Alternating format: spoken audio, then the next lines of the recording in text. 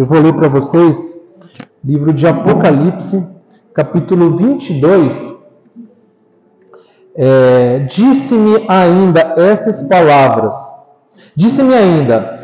palavras são fiéis e verdadeiras. O Senhor, o Deus dos Espíritos dos profetas, enviou seu anjo para mostrar a seus servos as coisas em que breve devem acontecer. Eis que venho sem demora. Bem-aventurado ou feliz aquele que guarda as palavras da profecia deste livro. Eu queria fazer uma pergunta para você essa noite. Você é feliz? Você realmente, de fato, é feliz? Há uma pesquisa que, em média, eu até passei isso daqui, que 5,5% da população está em depressão. Algumas pesquisas dizem que esse número pode estar na área de 10% da população em depressão. Isso significa, por exemplo, se nós estarmos aqui em 40 pessoas, 30 pessoas, 40 pessoas, 2 pessoas entre a gente está em depressão. Isso é um número assustador. Nós podemos ter entre a gente um número, pelas estatísticas falando, um grupo como nós, em média 2 pessoas estão em depressão. Esse número ele equivale, em média, a 320 milhões de pessoas em depressão. A depressão, que é a doença causada por falta de sentido na vida. Resumindo bem a história do que nós podemos definir do que é depressão, é quando a pessoa ela não vê mais sentido na vida. Não tem mais sentido ela viver. É uma amargura, é uma tristeza contínua. Os especialistas eles determinam que uma tristeza contínua, uma mágoa profunda e uma depressão, uma tristeza em média que dura de 2 semanas e se prolonga mais do que isso, já é considerado depressão. Isso pega as pessoas. E a pergunta que eu faço é: você de fato é feliz?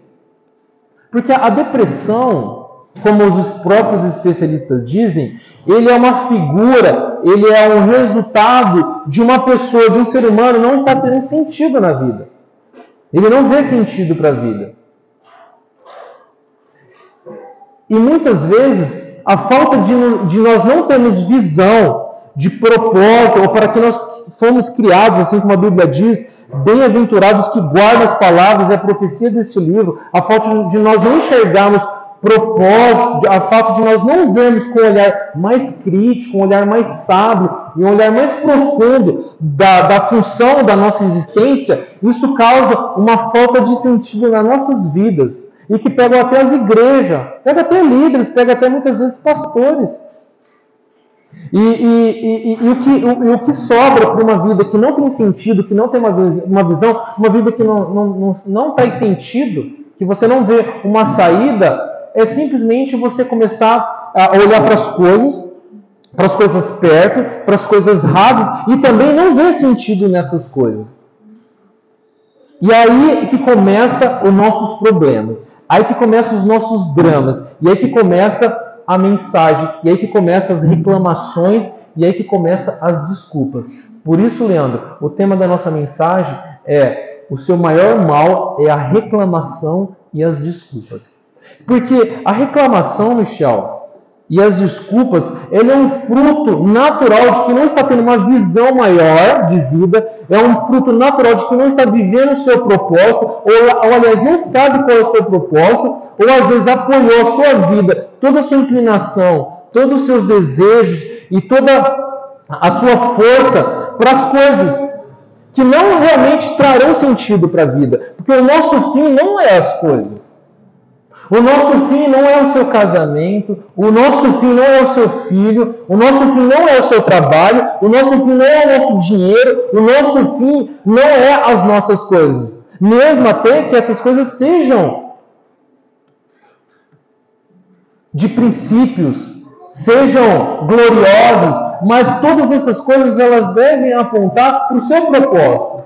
E quando a gente não enxerga o nosso propósito e nós olhamos para as coisas, muitas vezes e sempre essas coisas vão nos frustrar. O seu filho vai te frustrar, o seu trabalho vai te frustrar, a sua igreja vai te frustrar, o seu ambiente, o seu marido, a sua esposa e as suas finanças, o seu trabalho vai te frustrar alguma vez. Isso não traz sentido. Isso faz com que a gente comece a refletir, será que a minha vida é feita para isso? Por mais que você tenha uma capacidade imensa de produzir e de conseguir algo, será que eu fui criado somente para isso? Isso não traz sentido. E por isso que isso cria dentro da gente um senso de reclamação e de desculpas. A desculpa, Rosimeira, é um mal terrível no ser humano. Ela é a primeira expressão do homem após o pecado. É a primeira reação expressa após o pecar, é a desculpa. O homem, ele tem alguns sentimentos de medo, ele tem algumas reações de afastamento, mas o que ele expressa primeiramente depois que ele peca é a desculpa. Jesus vem e pergunta, o que foi, Adão? O que você fez? Você comeu da árvore que eu pedi para você não comer? O que você fez, Adão? E Adão imediatamente fala, foi a mulher que você me deu por esposa que me fez comer. Ele não assume. Ele não fala, eu sabia disso. Deus falou para ele que ele não podia comer.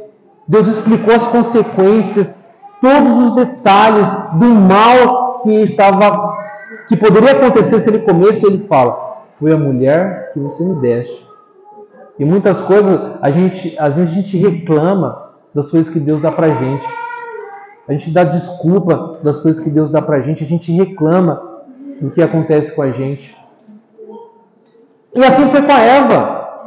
Imediatamente, Jesus pergunta para ela, o que aconteceu? E ela fala, foi a serpente.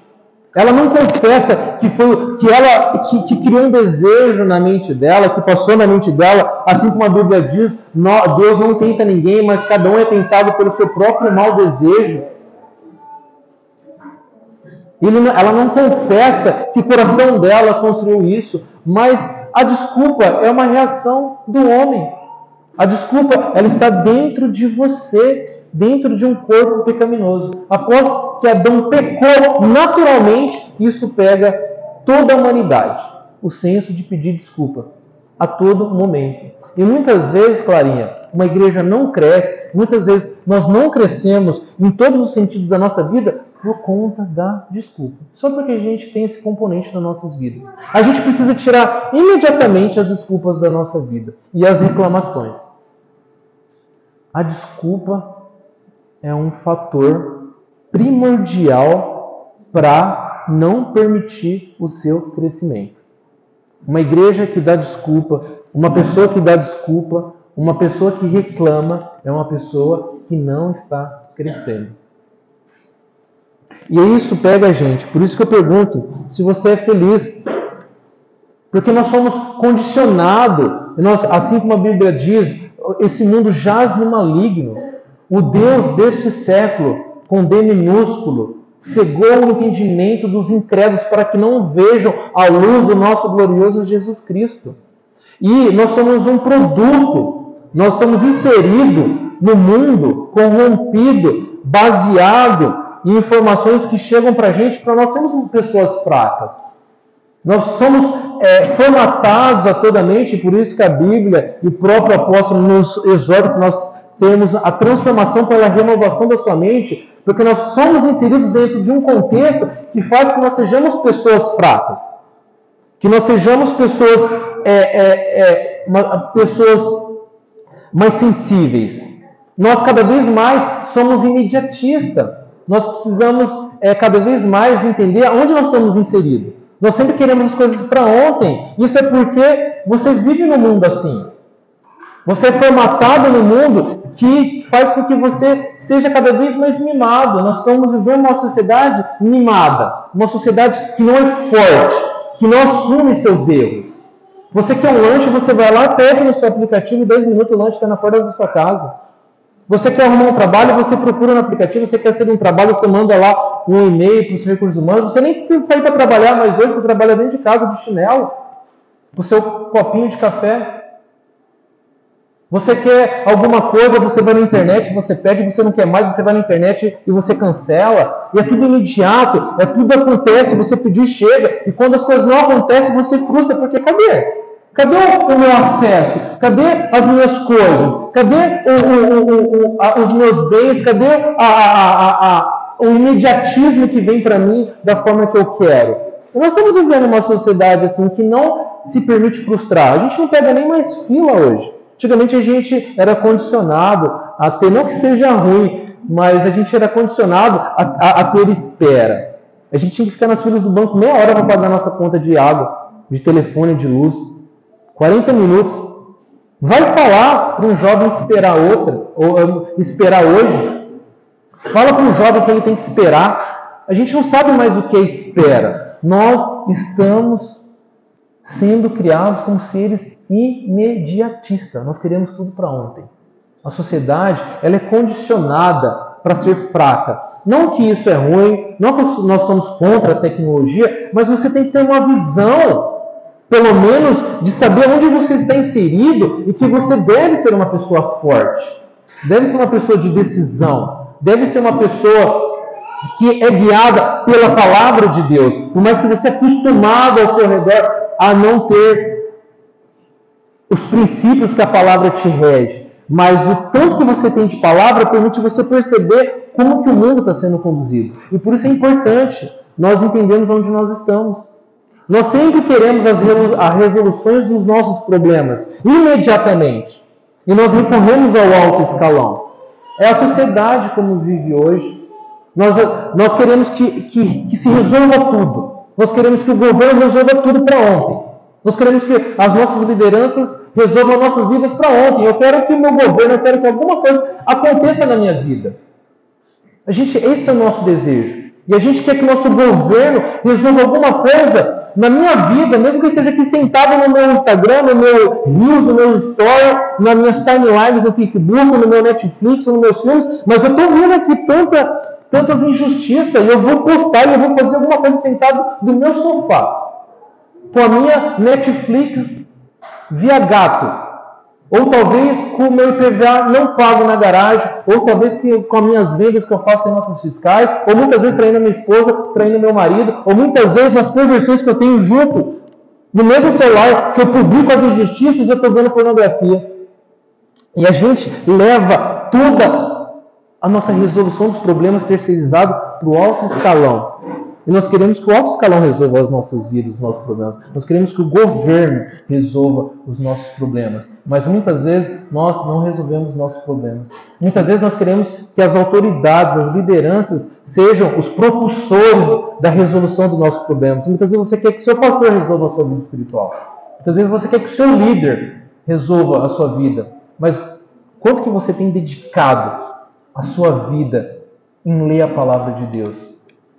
Muitas vezes a gente terceiriza. É o governo que tem que resolver isso, é o governo que tem que limpar a rua mesmo. Você varre a calçada da frente da sua casa, pelo menos. O que você tem cuidado do bairro perto da sua casa? O que você tem feito pelo seu bairro? Você anda na velocidade que a via pede? E muitas vezes a gente reclama das nossas lideranças espirituais. Nós reclamamos dos nossos maridos, reclamamos dos nossos líderes, reclamamos dos nossos pastores. O que você tem feito pela sua vida espiritual? Você, qual é o compromisso que você tem com a sua vida espiritual? E nós precisamos parar de dar desculpa e confessar onde estão os nossos erros. A desculpa, ele é o principal fator para não crescimento. Pare de reclamar. Quando você estiver dando uma desculpa, quando você estiver reclamando, lembra que isso, muitas vezes, é uma afronta e uma reclamação diretamente para Deus. Diretamente para Deus. Bate lá no céu a reclamação. Sassá. bate lá no céu. A Bíblia às vezes pede para nós passarmos nossa provação com alegria. A Bíblia pede muitas vezes para nós passarmos as provações em silêncio. Quietinho. É a Bíblia que fala isso. Lamentações, ela fala justamente isso. É nós que erramos. Jeremias foi o único que foi lá e assumiu. Deus, esse povo pecou. Todo mundo colocava a culpa em todo mundo que não sei o quê. E Jeremias falou assim, esse povo pecou, por isso que nós fomos para a Babilônia, e nós somos dignos de estarmos passando esse castigo. E por isso que nós devemos passar as nossas tribulações, ele diz, em silêncio. E muitas vezes é isso. Muitas vezes o que nós devemos é confessar a Deus que nós reclamamos diretamente para Ele. Pois a própria Bíblia fala que sejam sujeitos a toda instituição humana. É o que Pedro diz. Sejam sujeitos a toda instituição humana, porque não há uma instituição humana que não é levantada por Deus para o bem dos que praticam, para o louvor, aliás, para os castigos dos que os praticam o mal ou para o louvor de quem pratica os bens. Toda autoridade está exatamente na mão de Deus, porque Ele quer que esteja lá. Tanto para o bem e louvor de quem pratica o bem, e para o castigo de quem pratica os maus. E muitas vezes nós precisamos parar de reclamar. É a nossa sociedade. Nós queremos um bom governo. Nós queremos um governo justo. Mas você é justo? Você estuda, você dá o seu melhor, você é honesto. Nós queremos um governo que atende todas as nossas necessidades, mas nós não temos demanda para isso. Muitas vezes a gente não tem nem alguém para ser tão justo para ser o nosso governador, porque nós estamos numa demanda de pessoas sem princípios, sem demanda de pessoas sérias, sem demanda de pessoas justas. E para a gente ter um governo justo, primeiro nós precisamos ter uma sociedade justa. Para nós termos uma igreja forte, e muitas vezes nós queremos que as nossas lideranças sejam fortes, primeiramente você precisa ser forte. É tão legal quando você chega numa liderança e fala na palavra, e você chega no seu líder, você chega no seu pastor, o senhor está pisando na bola, porque a palavra diz assim, mas na palavra, isso é legal, isso é justo, isso é correto, ou não porque você quer que algo aconteça. E nós precisamos criar uma demanda de crentes com princípios.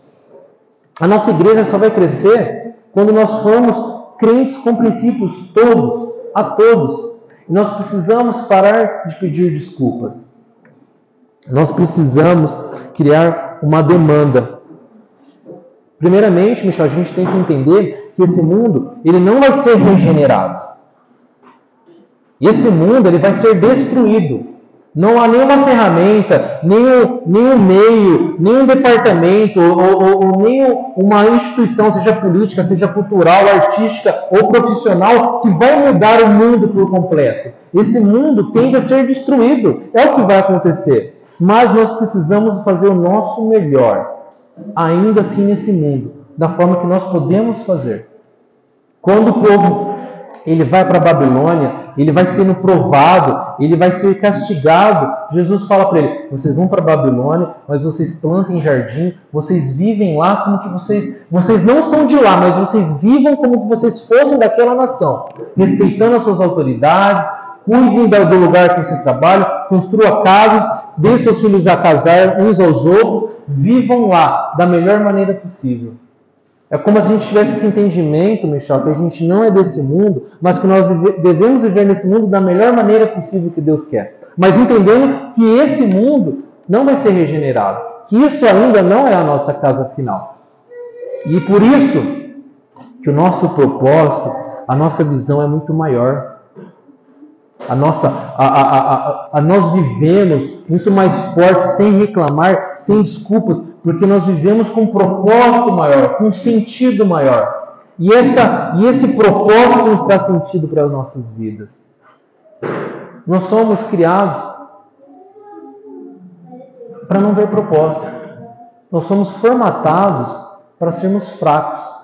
Nós somos formatados para a gente não ter um raciocínio crítico, em poder enxergar uma coisa e falar isso aqui é justo, isso aqui não é justo. Isso daí, conforme a própria Bíblia diz e nós falamos hoje, o Deus desse século cegou o entendimento dos incrédulos. Isso está na mão do inimigo. O nosso mundo, ele está caminhando para a vinda do anticristo. Tudo que aponta o que não é Cristo. Tudo que aponta o que não tem a presença de Cristo. E muitas vezes nós não percebemos isso. Muitas vezes nós estamos vivendo o nosso trabalho, nas nossas comunicações, nas nossas vidas, um monte de informações que faz com que você tire Cristo do centro e nós não percebemos. E isso é propositalmente colocado em nossas vidas. Porque esse é o fim dos tempos. Nos últimos dias, os tempos serão difíceis. A figura do anticristo, ela vai ser cada vez mais clara nas nossas vidas. Isso é cada vez normal. A arte, ela é preparada, todos os movimentos artísticos é preparado para que você não tenha um raciocínio crítico. E você às vezes assiste as suas novelas, os seus filmes, e você nem percebe que você está condicionado para não ter um senso crítico do que é certo e do que é errado. Os movimentos artísticos que aconteceram na história da humanidade, a arte por um momento, ela estava na mão da religiosidade por mais de 10 séculos. Na Idade Média, era a igreja que determinava o que era a cultura, mas depois desse tempo, com o fim da Idade Média e da hegemonia da igreja, veio uma arte mais racional, uma arte mais clássica. Com os avanços da tecnologia e da ciência, o homem ele começa a ser mais racional. A arte ela começa a ser mais voltada para o homem no centro. O homem começa a ter descobertas, a ter outras visões do mundo, começa a vir a Revolução Industrial, mas aí a arte ela começa a pegar um outro caminho. Ela começa a entrar no caminho do romantismo. Vem um movimento romantista. E ele rompe com esse movimento clássico, racional, e a arte ela começa a ser uma arte mais abstrata. Ela condiciona o homem para pensar mais subjetivo. Não tem mais definição, cada um pode interpretar qualquer coisa da forma que ele quiser. E a gente começa a ser criado como seres subjetivos. A arte ela começa a tocar mais na área das emoções dos seres humanos. O movimento romantista ele vem criar e despertar essa demanda. Um movimento que pega isso nas nossas vidas hoje, nas nossas novelas, nos nossos filmes. Eles estão completo de movimento artístico romantista. Uma coisa da emoção. Você vê que a arte na época do romantismo, ela era mais para as cores, as figuras eram mais distorcidas, porque cada artista e cada pessoa poderia idealizar qualquer coisa na mente dele. É um movimento mais abstrato. Isso pega na cultura até hoje. O romantismo. Você vê os meios de comunicação, os filmes, eles são voltados às vezes com algumas coisas de princípio, com algumas coisas legais, com algumas coisas sociais, para que você fale, poxa, isso daqui é legal. Mas o fim, muitas vezes, é completamente diferente do propósito de Jesus. É um movimento que te encoraja a você viver as últimas emoções. Volta para a emoção. Você viveu o que está dentro de você. Talvez aquele momento você experimentar aquilo e você experimentar o prazer está acima de tudo. Está voltado tudo para a emoção. É isso que rege. E eu estou falando isso não é porque eu quero mostrar que na nossa igreja nós temos cultura, que nós temos filosofia, mas a Bíblia diz com sabedoria edifica-se a sua casa e com inteligência ela se firma.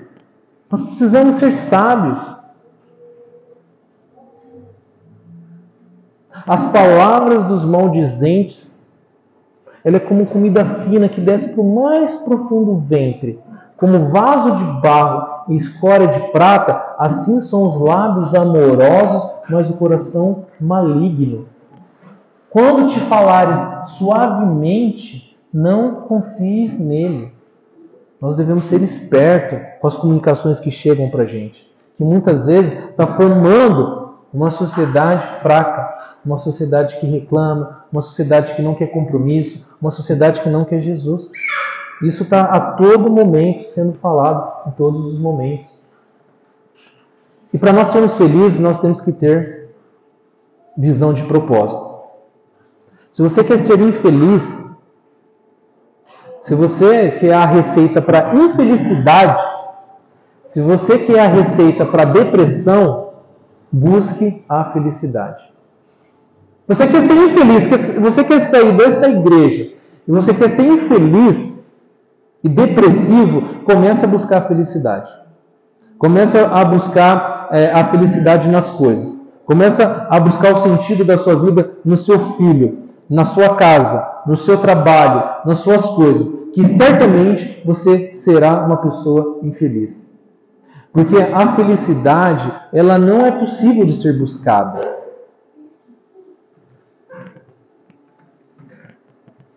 Bem-aventurado aqueles que leem, aqueles que ouvem as palavras da profecia e guardam essas coisas nela escrita, pois o tempo está próximo.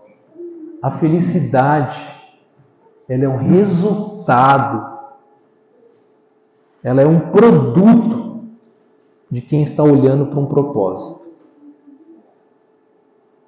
Quando você enxerga para onde você está indo, o que acontece na sua vida, o que está ao seu redor, o que implica você vir ou não vir para a igreja, o que implica o seu compromisso ou não de ter com Jesus Cristo, o que implica você se debruçar na palavra, e você querer buscar conhecimento na palavra, todas essas coisas que você entende, você tem uma visão muito maior e você converge todas as coisas que você vive para o seu propósito, e você vive um propósito para o qual você foi criado, isso te torna feliz.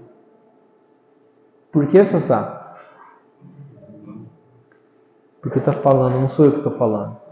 Eu não estou fazendo nenhuma apresentação de coach de motivação, mas é porque a Bíblia diz: feliz aquele que lê e guarda essas palavras e ouve, porque sabe que essas coisas irão acontecer. Você tem noção do que irá acontecer? Você tem noção que Jesus vai vir e que Ele vai arrebatar a sua igreja? E você vive com esse anseio, você vem para a igreja, você faz tudo, você trabalha na igreja, você canta na igreja. Às vezes é uma dificuldade para a gente cantar e louvar para Deus. Será que a gente lembra e sabe por que a gente está aqui? A alegria que nós vamos ter, que ou nem viu, a gente não imaginou, que Deus tem preparado para a gente. Será que a gente tem essa noção? A gente lembra por que a gente está aqui nessa noite? Às vezes a gente não sabe.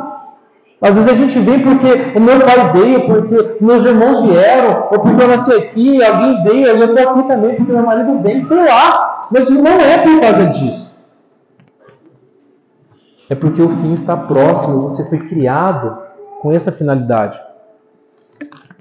Você foi criado para isso, Mauro. Para louvar a Deus.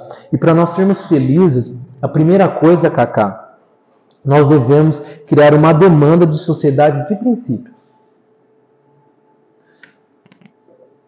Sabe por que o governo é injusto? Sabe por quê? Sabe por que o governo... Sabe por que pessoas estão sendo presas injustamente e pessoas estão sendo soltas injustamente? Sabe por que o seu governo é injusto? Sabe por que muitas vezes as coisas ao redor, em volta de você... Sabe por que o seu país é injusto? Por sua culpa.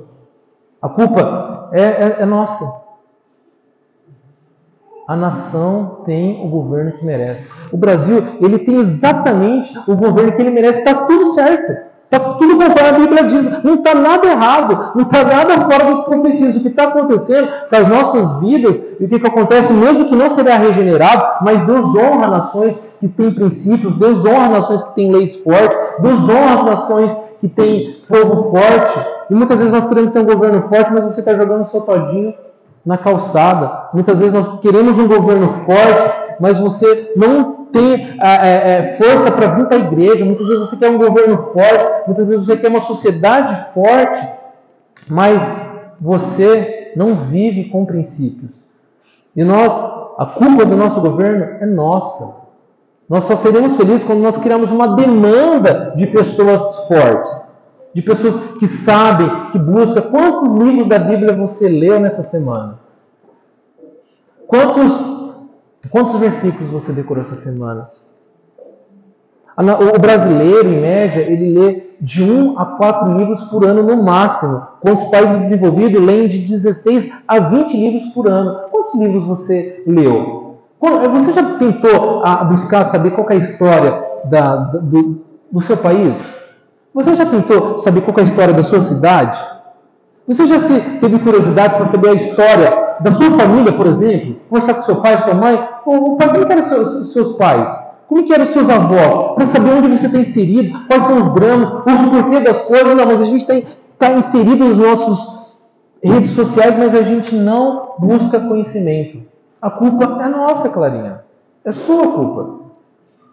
Porque você não tem um país bom. A culpa é a nossa. Não dê desculpa.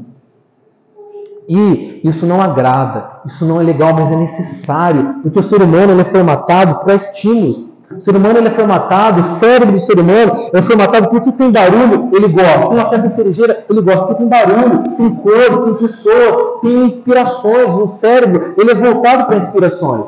E muitas vezes uma igreja que tem um sonzinho assim, então não tem muita inspiração, não tem cor, não tem barulho, não tem motivação. O seu cérebro ele não gosta disso, o seu cérebro gosta de estímulos. Mas você não vive pela carne, lembra disso? Porque a carne limita contra o espírito, e o espírito limita contra a carne, os dois são inimigos. E o que manda na sua vida não é a carne, não é os estímulos, mas é a sua vida espiritual. E você tem que ser forte e mandar no seu espírito. Aliás, mandar na sua carne. Você tem que condicionar, é você que é responsável de não ter compromisso com Jesus, é você, é o responsável de não decorar versículos, é você, é o responsável de não ter compromisso com Deus, é você, às vezes, que é o responsável de estar na depressão, e é você, muitas vezes, o responsável de não experimentar a abundância de Jesus. A culpa é sua. A culpa da igreja, dos erros, dos problemas, é sua. Se a sua igreja teve erros, se a sua igreja sofreu, é porque a culpa é minha. A culpa é sua, Márcio. A culpa é de cada um. Nós devemos assumir culpas. Isso é bom. Deus gosta disso. Deus gosta de uma igreja que assume culpas. Sabe de quem que é a culpa? É de vocês. A culpa é minha.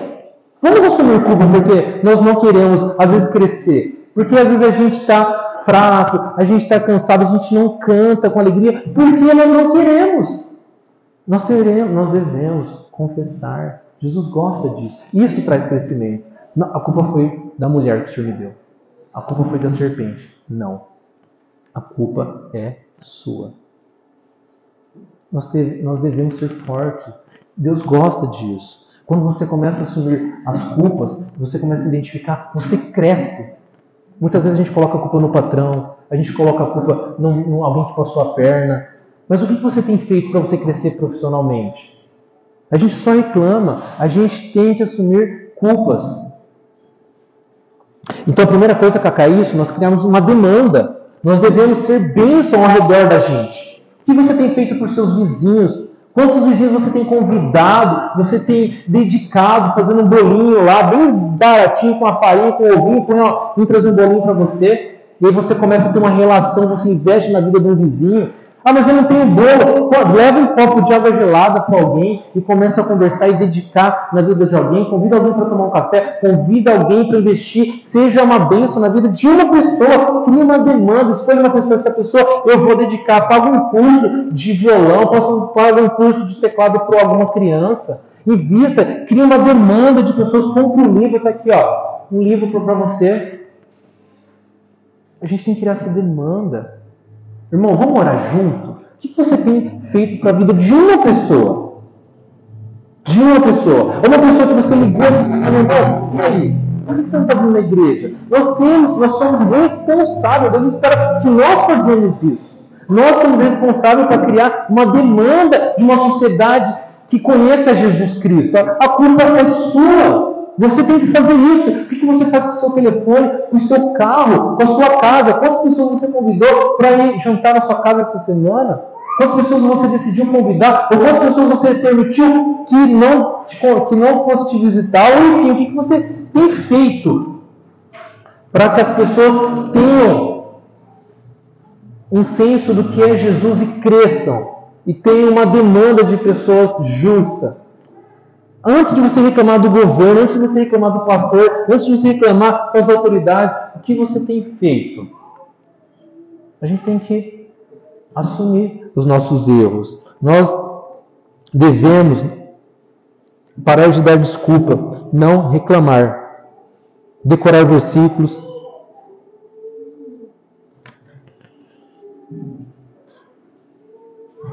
Viver um propósito.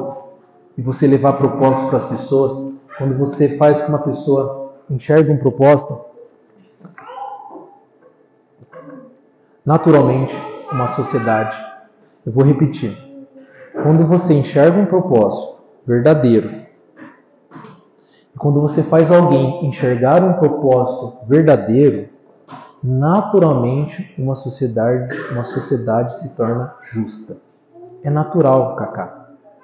Quando você enxerga o propósito, você não joga o papel porque Deus não gosta disso. Você é fiel com a sua esposa porque Deus gosta disso. Você não usa uma Sky Gap porque Deus não gosta disso. Você é sincero porque Deus gosta disso. Você trabalha firme quando chega no horário, mesmo que seu patrão amanhã não vai estar lá, porque Deus gosta disso. E você passa isso para as pessoas. E quando você não dá risada das piadas imorais, porque Deus gosta disso, você cria uma demanda de uma sociedade justa. E naturalmente, uma sociedade justa será justa e será abençoada. Porque Deus gosta disso. E a primeira coisa para nós sermos felizes é isso. Você precisa criar demanda. Você precisa criar demanda de pessoas justas. Você primeiramente precisa ser justo. Para você querer que seu filho, seu neto, seus sobrinhos vivam com Jesus, você tem que viver com Jesus. Para você querer que seus filhos se deem bem no mercado de trabalho, sejam bons profissionais, bons gerentes, e que ele se dê bem, ele vai ter que aprender a esperar, respeitar as autoridades. Então respeite o seu marido dentro de casa. Você quer que seus netos respeitem as autoridades? Respeite os seus maridos, respeite os seus líderes. Às vezes a gente investe, né? Eu vou trabalhar, eu vou fazer de tudo para pagar uma MBA para meu filho, pagar um intercâmbio, e aí você deixa seu filho lá com quem quiser, com quem puder, ao invés de você investir na vida dele e dar bons princípios para ele, conversar com ele, desligar um pouco a galinha pintadinha, desligar um pouco o... Qual os outros que tem lá, amor? Não, vocês falaram, não pode. O que não pode? Hã? Não sei. Desligar um pouco... Isso. Conversar com seu filho. Comprar uma Bíblia para ele, investir na vida dele. A gente precisa criar uma demanda. Depois a gente reclama. A gente reclama que a gente não tem uma sociedade justa, mas a gente não tem coragem nem de disciplinar os nossos filhos. Ai de alguém disciplinar um jovem nesses tempos de hoje, porque hoje não tem jovem na igreja, tanto jovem. Mas ai de algum líder em disciplinar um jovem. É difícil hoje, Cacá, na palavra do Senhor. Mas não é possível. A culpa é nossa, dos nossos jovens às vezes estarem aí perdidos, porque nós não disciplinamos nossos jovens. A segunda coisa, Rose, para nós, Rosimeire, para nós sermos felizes, é sermos fiéis com o que você tem. Em Mateus 25, 23, ele diz assim: se for fiel, muito bem, servo bom e fiel, foste fiel no pouco, no muito te colocarei. Mateus 25, 23. Muito bem, servo bom e fiel. Foste fiel no pouco, no muito te colocarei. O que você tem? Às vezes nós queremos mudar o país, mas a gente precisa mudar o nosso redor com o que nós temos. É com o que você tem, não é o que você não tem. Como que você tem utilizado os seus bens para mudar a vida de alguém? Como que você tem usado o seu carro? Ah, mas meu carro é velhinho. Não tem problema, é com o que você tem. Ah, mas a minha casa é pequena. Não tem problema. Lembra, para de dar desculpa. É a casa que você tem, é o carro que você tem, é a roupa que você tem, é o recurso que você tem. E às vezes é muito melhor a gente não ter. Porque às vezes a gente tem um carro novo, a gente viaja, a gente tem dinheiro para comprar um sítio, a gente compra um sítio, a gente compra alguma coisa, daqui a pouco a gente some da igreja. Aquilo está consumindo a gente. E muitas vezes a gente tem que dar graças a Deus de a gente não ter as coisas, para a gente ter tempo. E parar de reclamar. Nós precisamos parar de reclamar com o que a gente não tem, porque você está reclamando diretamente com Deus. Lembra que fala, tendo que vestir, tendo que comer e que vestir, tenha por isso satisfeito. Não reclame de nada. Às vezes a gente reclama, pô, tem que fazer comida. Graças a Deus que tem comida. Poxa, tem que lavar o carro. Graças a Deus. Poxa, tem que ir para a igreja hoje, esqueci. Graças a Deus que Jesus Cristo morreu por você e permitiu que você pudesse louvar Ele dentro de uma igreja. Olha que visão diferente. Graças a Deus, porque Jesus morreu, você não precisou morrer. Você não vai precisar ir para o inferno, onde Jesus foi. Graças a Deus, às vezes a gente reclama. Poxa vida, minha igreja. Poxa vida, minha igreja. Graças a Deus.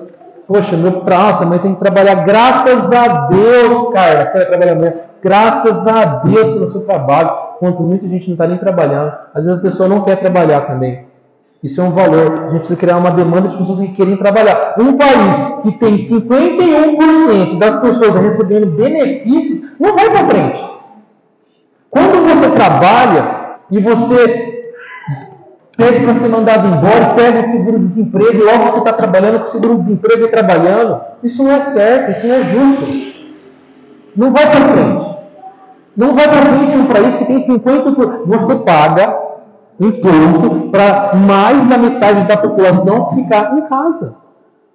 Isso tem que começar com a gente. Tem que começar a conversar com seus filhos. Ó, filho, você só pega benefício se você precisar. Vai trabalhar. Em países desenvolvidos, eles até pegam benefícios quando tem, mas muitos deles devolvem os benefícios quando voltam a trabalhar, porque é uma vergonha para eles. Mas a gente se gaba de pegar os benefícios, pegar seguro-desemprego, pegar não sei o quê, sem precisar. Se precisar, tá lá.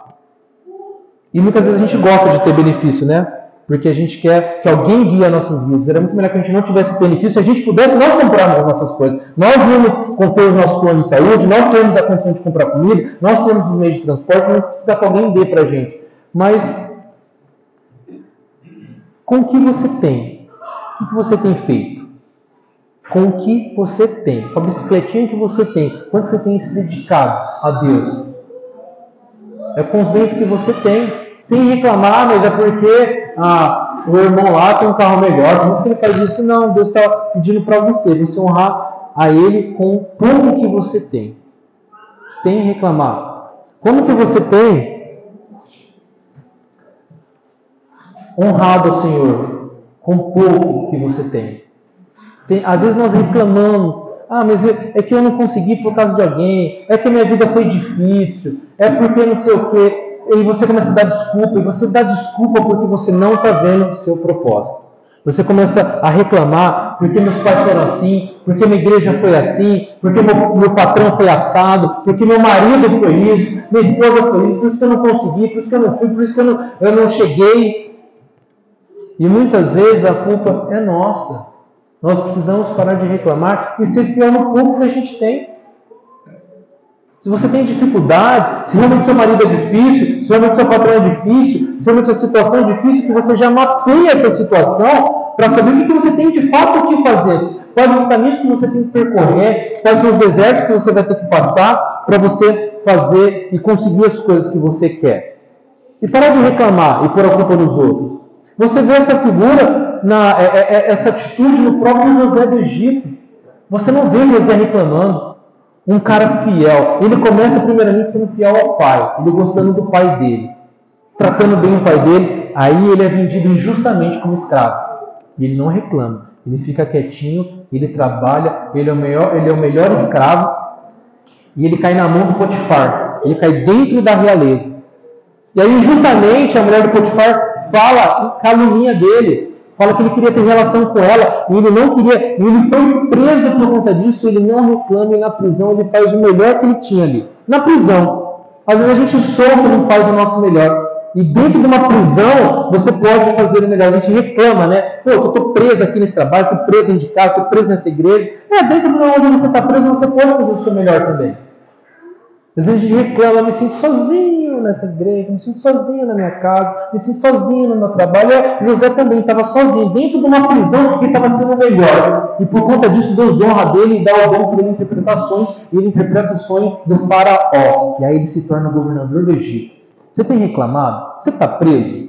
Mesmo se você estiver preso, de onde você está, dentro da sua prisão que você está hoje, da sua casa, do seu casamento, do seu trabalho, você tem sido fiel com o que você tem feito na prisão que você está agora? Às vezes você está numa casinha pequena, numa igrejinha pequena, numa prisão sentimental com seu marido, com o seu trabalho. Então você está preso, faça o seu melhor e para de reclamar, porque José fez isso, Michel, e ele se tornou governador do Egito porque ele não dava desculpas. A gente precisa parar de dar desculpas. É que eu estou atado, estou preso pelo meu marido, estou preso pela situação, estou preso pelas finanças, estou preso. Não tem desculpa, Sr. Reinaldo. A culpa é nossa de nós não vivermos o nosso propósito. A culpa é sua, muitas vezes. E a gente tem que assumir essa culpa. Isso faz nós crescermos. Assuma, Deus, eu estou reclamando mesmo, é eu que não quis. Então, a primeira coisa para a gente ser feliz é nós criarmos uma demanda, alguém falou, de pessoas justas. E a segunda coisa para nós sermos felizes é... Quem falou aí? Sermos fiel no pouco. Exatamente. E a última coisa para você, para eu te ajudar de alguma forma com a palavra de Deus para você ser feliz, é: seja compromissado hoje. Tenha compromisso agora. Em 1 Samuel, capítulo 17, vocês vão entender muito bem o que eu estou querendo dizer. Ele diz assim, 1 Samuel, capítulo 17,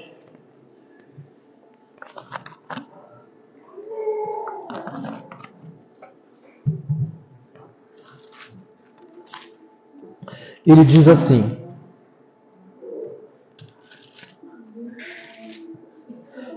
versículo 31.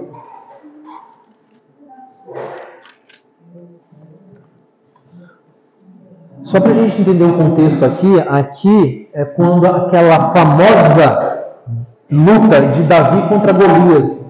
E Golias está afrontando o exército de Israel, Clarinha, e falando: você quer ver quem que tem força para lutar comigo? Cadê o Deus de vocês? Cadê o Deus de Israel? Cadê o corajoso para lutar comigo? Aí começa esse texto aqui.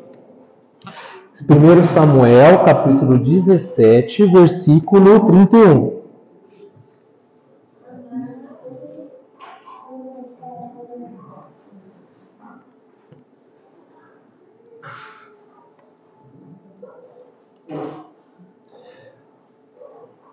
Ouvidas as palavras que Davi falara, anunciaram-nos a Saul, que mandou chamá-lo.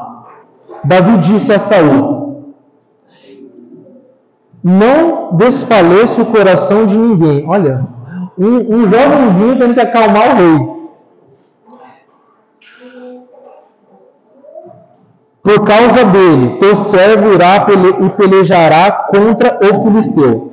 Porém Saul disse: Davi, contra os filisteus não poderá ir para a peleja com ele, pois tu és ainda moço, e ele guerreiro, desde a mocidade. É isso daí que acontece quando você quer viver o seu compromisso. Muitas vezes, muitas pessoas vão falar: você não consegue. Mas lembre-se ainda que a culpa é sua, mesmo que as pessoas te desencorajarem. Quando você quiser viver o seu compromisso, pode ter certeza que seus familiares, os seus amigos e muitas pessoas próximas de você vão falar: você não vai conseguir. Respondeu Davi, versículo 34, a Saul: teu servo apacentava as ovelhas do seu pai, quando veio um leão ou um urso e tomou um cordeiro do rebanho. Eu saí após ele e o feri, e eu livrei o cordeiro da sua boca. Levantando-se ele contra mim, agarrei-o pela barba, e o feri e o matei. O teu servo matou tanto o leão como o urso. Este incircunciso filisteu será como um deles, porquanto afrontou os exércitos de Deus vivo. E, para você ser feliz, Leandro, viva com compromisso agora, imediatamente. Igreja, para você ser feliz, nós devemos viver nosso compromisso agora. Davi, ele não se tornou rei quando colocaram uma coroa na cabeça dele. Ele se começou a tornar rei, seu Adelso, quando ele ainda cuidava das ovelhinhas lá no deserto. Lá quando ninguém estava vendo. Sabe, cuidando de ovelhinhas? Uma função que ninguém se importava, nem o pai dele se importava para ele. Pastor de ovelhas, ninguém gostava de pastor naquela época, ninguém se importava. Às vezes até hoje ninguém se importa muito, né, com essa figura. Mas naquela época ser pastor era nada. Mas era lá. sendo pastor de ovelhas, que ele estava sendo moldado como um rei. Às vezes é lá, sabe, na sua vidinha, sabe, naquele lugarzinho que você não tem nada, naquele trabalhinho ruim, naquela casinha ruim, aquele carrinho ruim, aquela igrejinha pequenininha, naquele bairro longe, pequenininho, é lá que você está sendo moldado. E você tem que ter compromisso com o que você tem agora. É muitas vezes agora, no pouco, no afastamento, na dificuldade, que você tem que ter compromisso. Você tem compromisso em todas as áreas da sua vida. Por mais que você não está numa grande empresa, você tem um compromisso de fazer o melhor. Às vezes ali tem alguém que está te vendo, mas eu queria trabalhar na contabilidade, mas eu estou no estoque, mas alguém ali está vendo ali você na empresa, e alguém vai para uma outra empresa maior, se torna um gerente, ele lembra que você trabalhava bem e te convida. Você tem que fazer o bem feito, sempre. Eu não comecei a ser pastor quando eu fui consagrado pastor, mas era nas minhas dificuldades. Eram quando eu respondia nas minhas dificuldades, nas provações, com alegria. E você ia crescendo. E é quando tinha provação, é quando tinha dificuldade que eu crescia. Como que você tem respondido nas suas áreas? O que você tem feito que Deus manda você para ser marido? Sua esposa é difícil, sua esposa é diferente, é cheia de fase, é cheia de mania, não sei o quê. Mas o que Deus manda? Às vezes é uma provação para você crescer. E como que você tem sido uma esposa nas dificuldades, no seu lugarzinho, na sua vidinha medíocre, você tem feito o seu melhor com alegria. Você tem vivido na sua igreja com alegria. Qual é o seu compromisso nas funções que são propostas para você, que as pessoas pedem, que os seus líderes pedem para você? O que Deus pede para você? Nas suas funções, no ministério de limpeza, como que você limpa a igreja? No ministério de mídia, no ministério de louvor, no ministério de... Qual ministério que a gente tem? De finanças. Como que você tem feito as finanças? Como que você tem feito a limpeza? Como que você tem feito a publicidade e a mídia da igreja? Como que você tem feito? Tem feito bem feito? Tem se dedicado? É você com Deus. É simplesmente você e Jesus. Jesus não precisa do seu dom. Ele não precisa do seu computadorzinho. Ele não precisa da sua vassoura. Ele não precisa do seu detergente. Ele não precisa do seu salário. Ele não precisa do seu dom. Ele não precisa do seu data show, da sua mídia, do seu dom, do seu violão. Ele só quer que você tenha compromisso. É isso que Jesus quer. Nós precisamos, Michel, para sermos felizes, termos compromisso agora. O que você interage com a igreja, o que você vive com a igreja, tem a ver com uma coisa muito maior que o seu trabalho, que você às vezes se dedica, que tem que se dedicar por causa de Deus. Muito maior que o seu casamento, que aponta Deus. Muito maior que os seus filhos, que aponta Deus. Muito maior que os seus sonhos, que aponta Deus. Às vezes Deus tira alguma coisa da sua vida, porque isso estava tirando o lugar de Deus. E o que faz a gente ser feliz é você andar diretamente para Jesus, com tudo que você tem. O que faz uma igreja feliz é ela ser comprometida, e ela ser feliz com o que ela tem, apontando para Jesus. Quando você passa uma vassoura aqui na igreja, você passa para Jesus. Quando você faz um cartaz, uma mídia, uma publicidade, é lá para Jesus que você está fazendo. Quando você toca aqui, é para Jesus. Quando você entra nessa igreja, você está entrando num projeto de Jesus. E nós precisamos ter o compromisso agora, imediatamente, para sermos felizes. Senão nós vamos sempre reclamar e sempre dar desculpa. Porque o computador está ruim, porque o instrumento é ruim, porque o pastor é ruim, porque as finanças é ruim, porque a luz é ruim, tudo é desculpa. Não, a culpa é sua. Tenha um compromisso agora. Amém? Vamos orar? Querido Pai, eu te louvo pela sua palavra, Senhor, que nos exorta Que o Senhor nos faça crescer, Pai, em compromisso pelo Senhor, Deus, que possamos entender a grandeza, Pai, dos seus projetos para as nossas vidas. Que nós possamos, Pai, toque no coração de alguém para vir quarta-feira, Pai, sim, lembrando que é o Senhor que está chamando, lembrando que é o Senhor que convida, é o Senhor que criou isso, Pai, essa ideia do culto de oração é do Senhor, Pai. Que o Senhor toque no coração de alguém, Pai. Que o Senhor toque imediatamente agora no coração de alguém para ter compromisso, que alguém decida vir no Sebac estudar a sua palavra, Deus, porque é o Senhor que manda, é o Senhor que pede isso, quando o Senhor inspira Paulo a falar que habite ricamente a palavra de Deus em vós.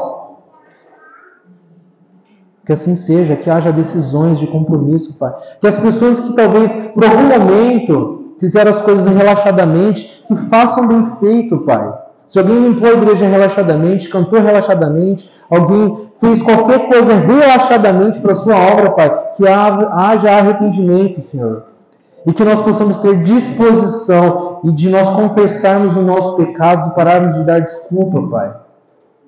E que possamos trabalhar com o que nós temos na vida das pessoas, Pai. Que traga essa inspiração no coração de cada um, de alguma pessoa que está aqui, Pai, para falar de Deus para alguma pessoa hoje ou amanhã ou durante a semana, para algum vizinho, para algum amigo de trabalho, Deus. E para que haja compromisso de pessoas com o Senhor, Deus. Porque é o Senhor que manda, para que possamos ser felizes, Pai. Esse é o nosso pedido, em nome de Jesus. Amém. Irmãos, que a graça de Deus, nosso Pai glorioso, esteja convosco durante a semana. Ide em paz e o Senhor vos acompanhe até quarta-feira, às 19h30, se Deus quiser. Amém? Papai.